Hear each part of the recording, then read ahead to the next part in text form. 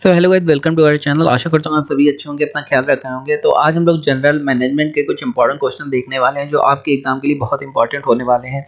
तो दोस्तों, I hope आप सभी का पेपर बहुत ही अच्छे जा रहे होंगे। जिनके पेपर अभी तक नहीं हुए वो देख लें किस तरीके के क्वेश्चन पूछे जा रहे हैं, और जिनके पेपर हो चुके हैं अगर आपके अच्छे हुए तो कॉन्ग्रेचुलेशन, अगर नहीं अच्छे हुए फिर भी कोई टेंशन की जरूरत नहीं है, क्योंकि इलेक्शन आने वाले हैं और बहुत सारी भर्तियां आने वाली हैं। इसलिए आपको प्रिपरेशन तैयारी तो करती रहना है, रुकना नहीं है। अगर आप रुक गए तो टाइम तो उतना ही, एज भी आपकी लिमिटेड है। अभी अगर जॉब लग गई तो लग गई, नहीं तो फिर बाद में पछताना ही रह जाता है। तो वो कंडीशन ना आए कि किसी को भी यहाँ पे पछताना पड़े। तो चलिए बिना किसी देरी के स्टार्ट करते हैं। सबसे पहला हमारा क्वेश्चन है, क्वेश्चन दिया है कि विपणन में किसकी प्रतिक्रिया सबसे महत्वपूर्ण मानी जाती है। तो विपणन माने मार्केटिंग। मार्केटिंग में सबसे महत्वपूर्ण जो भी प्रतिक्रिया होगी, जो भी जैसे नहीं होता फ्लिपकार्ट में, आप अमेजोन में देखते हैं रिव्यू, तो सबसे इंपॉर्टेंट तो रिव्यू होते हैं ना। वो किसके होते हैं? ग्राहक के। तो अगर ग्राहक ही कह देता है कि प्रोडक्ट अच्छा नहीं, अब सपोज करो आप फ्लिपकार्ट में जाते हैं, तो क्या ऐसा प्रोडक्ट खरीदें जिसकी रेटिंग 3 हो, या आप 4 भी रेटिंग नहीं खरीदते आजकल, 4 प्लस होनी चाहिए, 4 प्लस होनी चाहिए, 4.5 4.2, तभी आप खरीदते हैं। तो ग्राहक की जो भी रिव्यूज होते हैं, प्रतिक्रिया होती है, वो सबसे महत्वपूर्ण मानी जाती है। आगे देखते हैं, संपत्तियों को व्यवसाय में किस उद्देश्य हेतु रखा जाता है। तो आगम उपार्जन हेतु संपत्तियों को, जो भी आपकी संपत्तियां हैं, उन्हें व्यवसाय में रखते हैं। एक निश्चित अवधि में सुनिश्चित एवं सुपरिभाषित सामाजिक आर्थिक लक्ष्यों की प्राप्ति के लिए देश में उपलब्ध आर्थिक संसाधनों का विवेकपूर्ण ढंग से समन्वय एवं नियंत्रण किया जाता है। क्या कहलाता है? आर्थिक नियोजन। अब इससे समझिए होता क्या है। अब सपोज करो हमारा देश है या कोई भी देश है, तो उसमें बहुत सारे खनिज होते हैं, बाकी चीजें होती हैं जो बाहर भी निर्यात करी जाती हैं।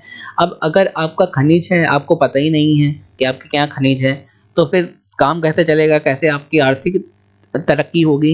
या फिर आप खेती बहुत अच्छी कर सकते हैं। कुछ देश ऐसे हैं जहाँ पे, जैसे मिडल ईस्ट है, वहाँ पे तेल था, तो तेल जब उन्हें पता चला तब उनकी आर्थिक प्रगति हुई। अगर उन्हें पता ही ना होता तेल है, तो उनकी आर्थिक प्रगति कहीं कभी हो ही नहीं पाती।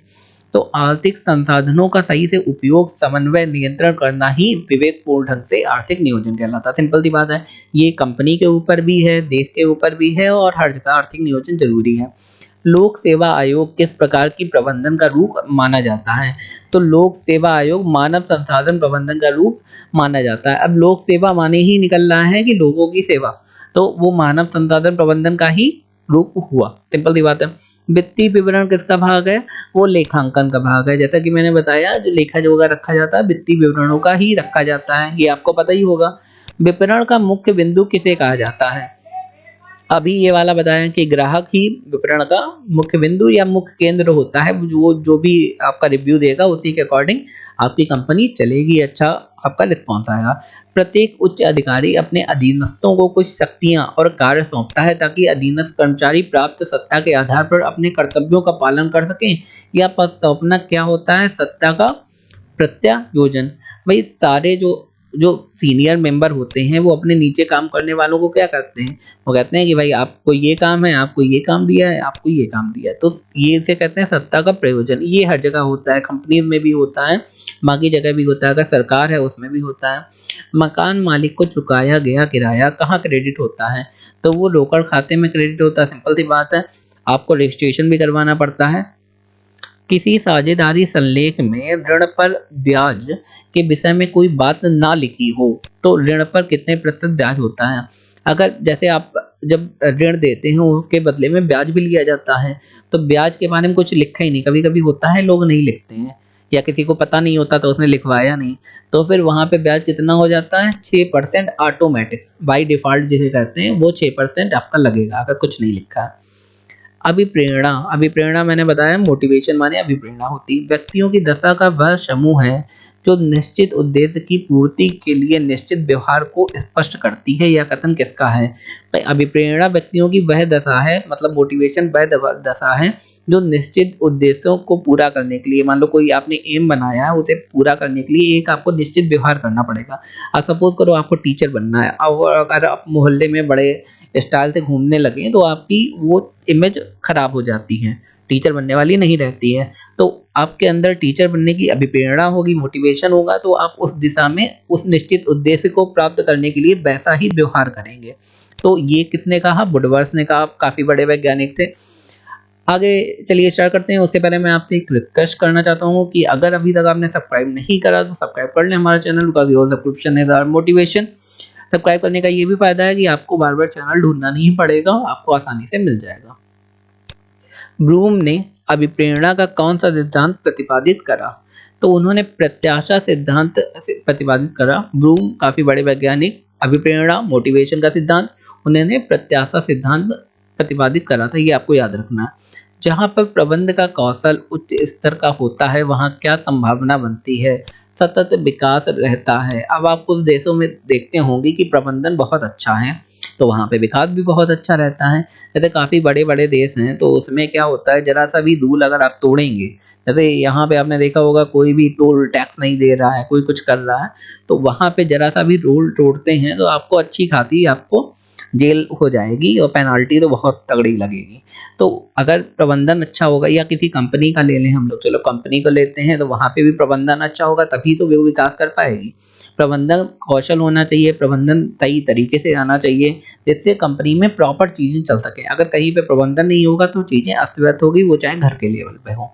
आगे देखते हैं, उपभोक्ता संचालित विचारधारा में सर्वोपरि किसे माना जाता है? उपभोक्ता में काफ़ी कंपनियाँ आप देखी होंगी आपने, जो बड़ी कंपनियाँ होती हैं, वो रिव्यू को इतना महत्वपूर्ण देती हैं कि अगर आपने उन्हें कॉल कर दिया, जैसे सोनी है, सोनी में आप हेडफ़ोन लाए और आपका हेडफ़ोन ख़राब हो गया, तो आप उनकी कंपनी में जाएँगे, वो हेडफ़ोन तुरंत ही सर्विस सेंटर में बदल के आपको दूसरा दे देंगे, चाहे कितना भी महँगा हो।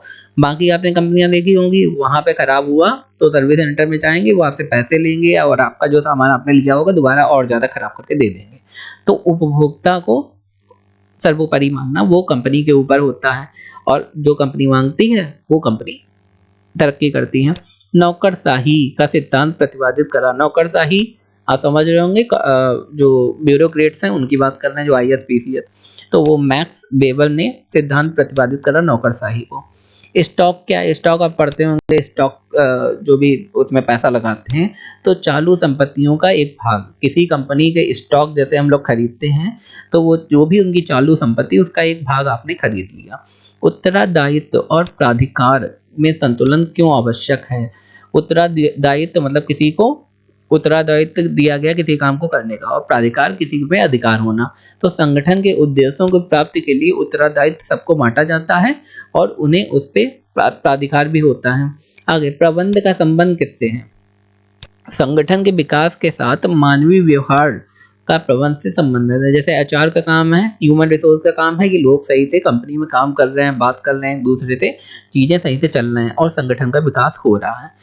ख्याति क्या है? एक स्थायी और अमूर्त संपत्ति को ख्याति कहते हैं। एक स्थायी मतलब आपके पास परमानेंट बनी रहेगी, लेकिन अमूर्त है, जो दिख नहीं रही है, तो उसे ख्याति कहते हैं। जैसे आपने सुना होगा कि उनकी ख्याति बहुत ज़्यादा है। खातों की प्रबंधन को क्या कहा जाता है?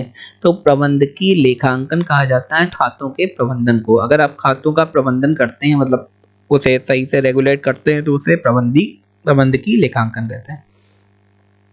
किसी कर्मचारी का वेतन रोकना किस प्रकार की अभिप्रेरणा में आता है? तो वो ऋणात्मक अभिप्रेरणा।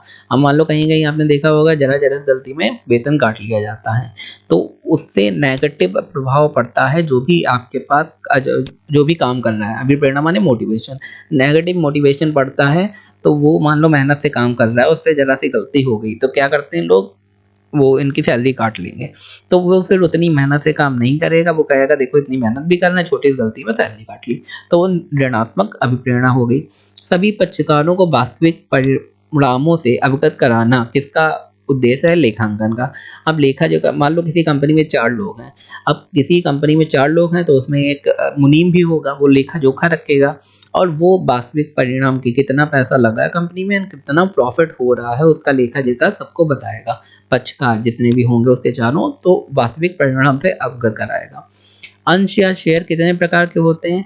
तो अंश, जैसे हम लोग शेयर खरीदते हैं, वो 2 प्रकार के होते हैं। उसमें क्या है? समता, साधारण अंश व अधिमान, या फिर पूर्वाधिकार अंश। तो ये 2 प्रकार के शेयर हो गए, ये आपको इम्पोर्टेंट है पढ़ना। प्रशासन के ढांचे का निर्माण किस प्रकार की प्रणाली द्वारा होता है? तो प्रशासन के ढांचे का निर्माण पद सोपान प्रणाली द्वारा होता है। आपको मैंने अभी बताया जो हायरार्की होता है, भाई डीएम हुआ, एसडीएम हो गया, एसपी, डीएसपी, तो ये बहुत सारे वहाँ पे नीचे तक आते जाते हैं, उनको सबको अपना अपना काम दिया जाता है। आगे देखते हैं, उर्विक के अनुसार संगठन के कितने सिद्धांत हैं। तो उर्विक एक साइंटिस्ट, उन्होंने बताया कि संगठन के 8 सिद्धांत हैं। ये भी आपको पढ़ना है, ये भी पूछ दिया जाता है कि इसके अकॉर्डिंग संगठन के कितने सिद्धांत हैं और कंपनी को चलाने के कितने नियम हैं। तो ये काफ़ी सारे, जैसे हम लोगों ने काफ़ी सारे साइंटिस्ट का नाम सुना था, जीन पियाजे थे और कई सारे थे। दोस्तों ये थे आज के हमारे जनरल मैनेजमेंट को क्वेश्चन। आई होप आपको वीडियो बहुत ही अच्छा, इंटरेस्टिंग, इन्फॉर्मेटिव लगा होगा। अगर लगा है तो हमारे चैनल को लाइक शेयर करना ना भूलें। धन्यवाद।